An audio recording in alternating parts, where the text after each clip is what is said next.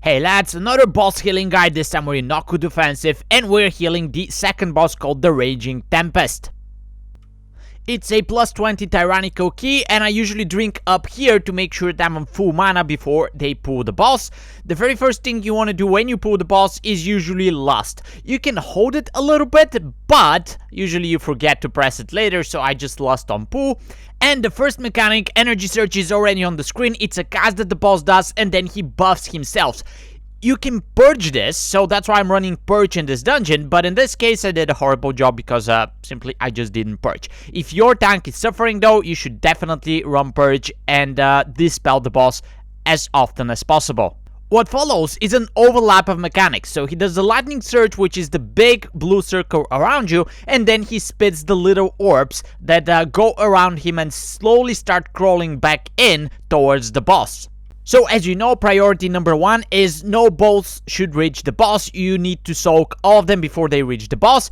And if you soak them, you get a stacking buff, which increases your damage and healing by 50% if you are at 10 stacks. So your personal goal is to keep yourself at those 10 stacks, but the big blue lightning circles are going to kill the balls once they explode.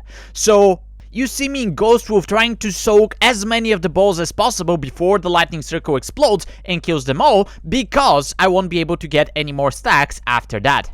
Over here I managed to get 2, then the lightning circles explode and they do have a damage to everybody in your party, but usually you're not in a hurry to actually heal that up because there's a plenty of time before the next damage comes in.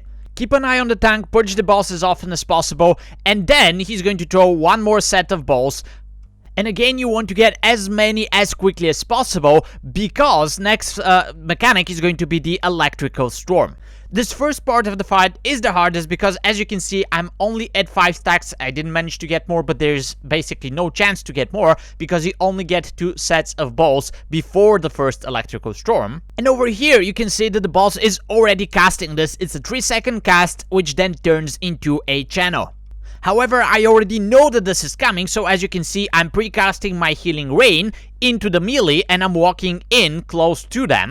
I also made sure to type in chat before the boss starts for everybody to stack close once the electrical storm starts, because in this case we also have a ranged in the form of the warlock. And for this first electrical storm, what I like to do is pop my ancestral shift so I take less damage, and then pop my ancestral guidance. You can see the skills that I'm casting along with their targets on the left hand side of your screens. And here we go, a 15-second channel starts and you need to heal everybody through it. Make sure you're standing inside of your healing rain and basically rotate between your chain heals, downpour, and of course it's pretty good to use nature swiftness here when everybody drops low. I also casted my Cloudburst in the beginning of all of this, and it's going to pop here at the end and help me top everybody up after the channel is over. Of course, you're a shaman, you're not a druid, so everybody's gonna drop low at the end, and the Cloudburst is going to help you top everybody up. Now you go into the same phases that we saw in the beginning, but you're going to get more balls and more circles before the next electrical storm. So your goal here is basically soak as many balls as possible, and then top everybody up after the blue lightning circles. Keep an eye on your tank, purge the boss, and you should have, this time, you should have absolutely no problem getting those 10 stacks. I would suggest to clear the Thundering early, because it's kind of hard to do that if there's a big lightning circle around you. Of course, you don't want to hit other people with it. And, of course, priority is don't let any balls hit the boss.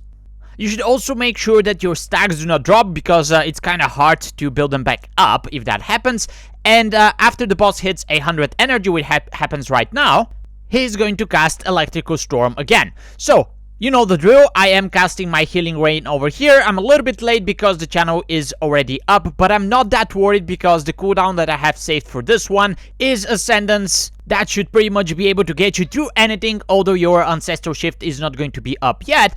And the other thing to note is try to position yourself so that there's a ball coming in, because that will renew your stacks, and of course it will not let the ball reach the boss. The rest of the balls should be used and soaked by the rest of your party members. There's an AMZ going on, so you can move into that as well, but I'm I'm not worried because Ascendance is just too powerful.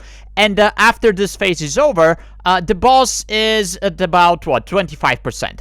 So we're probably not getting a third phase, but even if the third phase happens, you will have your Ancestral Guidance back up for this one. And as you noticed, I haven't used my Spirit Link yet. I did use the Healing Tide at one point just to help me top my group up, which was not during Electrical Storm. So all of those cooldowns along with trinkets, etc., they could be very helpful to keep the party topped up in between the Electrical Storms. I also did pop the Cloudburst in the last Electrical Storm, which did help me up at the end.